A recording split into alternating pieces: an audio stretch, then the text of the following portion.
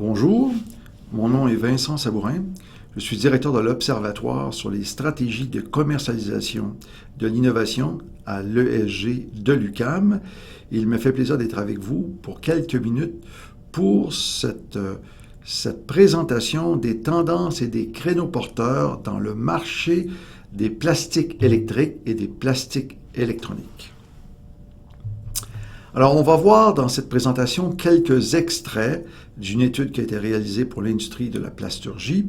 On va voir les différentes tendances du marché, on va voir les marchés d'application, on va voir aussi les créneaux porteurs et on va terminer par des marchés géographiques qui offrent du potentiel pour des entreprises dans le marché des plastiques électroniques. De façon générale, ce qu'on note, on va voir les applications possibles, on va parler plus en détail du marché organique et aussi de ce qu'on appelle le marché du sous-remplissage. Alors, de façon générale, le marché des applications dans l'électronique se retrouve dans 4 segments. Ce sont les segments des capteurs, des écrans, des transmetteurs de puissance et les mémoires. Alors, on note que les 4 segments d'application offrent tous des possibilités de croissance intéressantes et offrent aussi des possibilités à l'exportation. Alors, les marchés d'application, on les retrouve dans les matériaux. On n'a qu'à penser aux nanomatériaux, par exemple, aux substrats flexibles. On les retrouve aussi dans différents procédés, comme ceux reliés à l'impression ou encore les synthèses de polymères organiques. On retrouve aussi des applications dans le marché des dispositifs et de l'intégration avec les capteurs, mais aussi les membranes. On retrouve aussi plusieurs possibilités dans des produits d'application avec les réseaux de capteurs, les cellules solaires, et finalement dans des marchés proprement dits, comme évidemment le marché du militaire, le marché du domaine médical, de l'agriculture, des infrastructures et celui de l'énergie. Donc, les plastiques électroniques offrent des perspectives de croissance intéressantes pour plusieurs entreprises. Alors, on va regarder maintenant les différents créneaux porteurs que l'on a dans le marché des plastiques électroniques.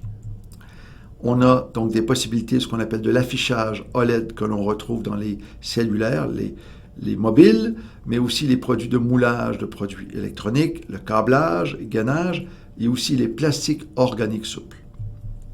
Alors, premier créneau porteur, c'est le marché du créneau des affichages OLED où on a une forte croissance des afficheurs pour la période 2016-2020. Alors, on estime que ce marché va rejoindre environ 22,7 milliards de dollars américains en 2022. Alors, si on regarde la figure ci-joint, on voit que ce sont les téléphones cellulaires, les mobiles, qui connaissent la plus forte croissance. On a aussi une croissance au niveau des tablettes, mais on voit que aussi les produits électroniques du domaine de l'habillement, les wearables, connaissent aussi et une croissance qui va s'accélérer dès 2018.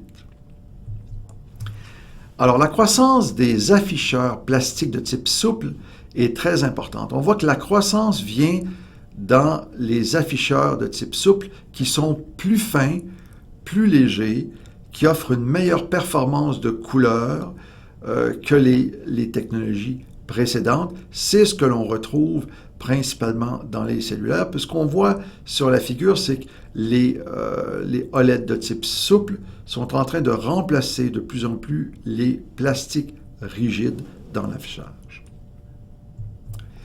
Alors, on a ici l'exemple de la compagnie Exton Plastic, qui est une compagnie dans les moulages de plastique électronique.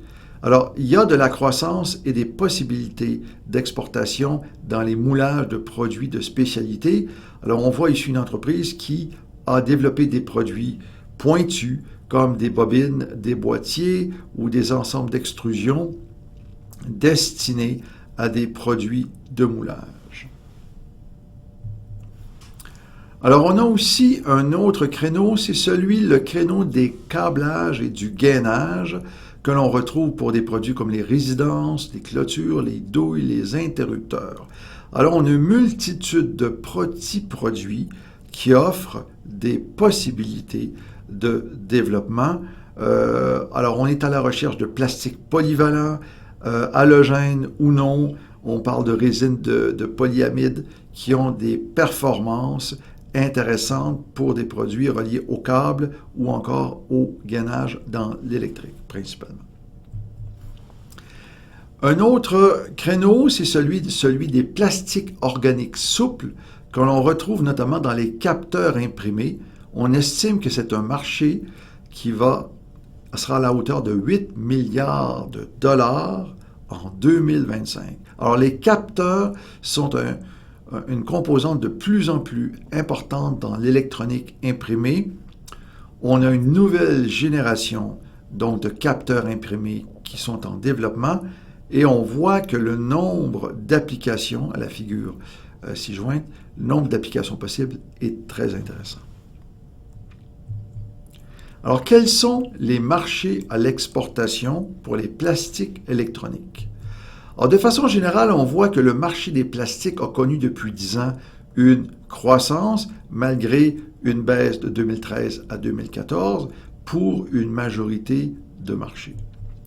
De façon générale, les plastiques électroniques sont en forte croissance dans des pays évidemment comme celui des États-Unis, mais on note que pour les entreprises québécoises, c'est au Mexique et en Chine où on a, ainsi qu'en Allemagne, on le verra un peu plus loin, qui offrent des possibilités intéressantes sur le plan de l'exportation. Alors, on voit que le marché de la plasturgie est principalement concentré en Amérique du Nord.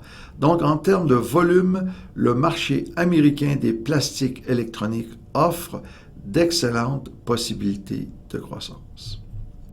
Alors, on voit ici que le marché des semi-conducteurs aux États-Unis est un marché estimé à 37 milliards de dollars.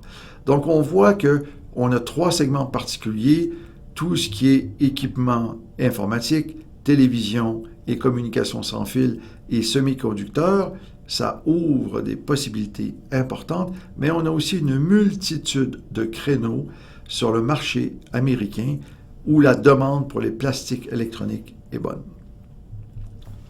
On voit aussi que la Chine, malgré un ralentissement de sa croissance, demeure un très grand consommateur de produits de plastique électronique. Alors ici, on a besoin de plastique électronique destiné à des usages bien précis et ayant une valeur ajoutée, puisque les Chinois sont relativement présents de façon générale dans les plastiques électroniques de base. Mais on voit que le marché du Brésil, les Pays-Bas, aussi le marché du Mexique, offrent aussi des possibilités d'exportation qui sont intéressantes. Alors, le cas de l'Allemagne est intéressant. L'Allemagne est le leader mondial dans les plastiques électroniques, principalement pour les dispositifs médicaux. Donc, c'est un marché qui a des grands besoins sur le plan de l'approvisionnement pour des produits spécialisés à forte valeur ajoutée. D'ailleurs, une entreprise de l'Ontario, MHS, s'est établie et est devenue fournisseur de donneurs d'ordre dans les dispositifs médicaux en Ontario. Un autre marché est le marché chinois, donc dans les marchés du marché spécialisé pour des plastiques de haute performance, des matériaux fonctionnels, des fils multifonctions ou des fils ultraminces, dans des produits spécialisés, la Chine offre des possibilités de croissance intéressantes. Alors, on note que, de façon générale, le marché de l'électronique connaît une croissance relativement stable au cours des dernières années et va poursuivre sa croissance sur le marché chinois. Voilà. Alors, si on fait maintenant une petite synthèse des marchés à l'exportation les plus intéressants, on retrouve les suivants. On voit que le marché de l'électronique que doivent viser les entreprises québécoises, c'est principalement le marché américain dans un premier temps, le marché mexicain et le marché brésilien et l'Amérique du Sud. Mais on note aussi que le marché chinois, dans des produits spécialisés, offre aussi des possibilités intéressantes. C'est un marché où il faut être patient, avoir des relations d'affaires à long terme, mais les possibilités sont bonnes. On a aussi une forte demande pour l'Asie du Sud-Est, pour des pays comme le Vietnam ou encore la Thaïlande. Voilà, alors écoutez, ça met fin à cette capsule sur les marchés et les créneaux porteurs dans les plastiques électroniques. Alors, si vous êtes intéressé à consulter et à lire cette étude, vous n'avez qu'à nous faire parvenir un courriel, donc sabourin.vincent@uqam.ca, et cela nous fera plaisir de vous faire parvenir l'ensemble de l'étude qui est disponible pour diffusion. Merci, à la prochaine.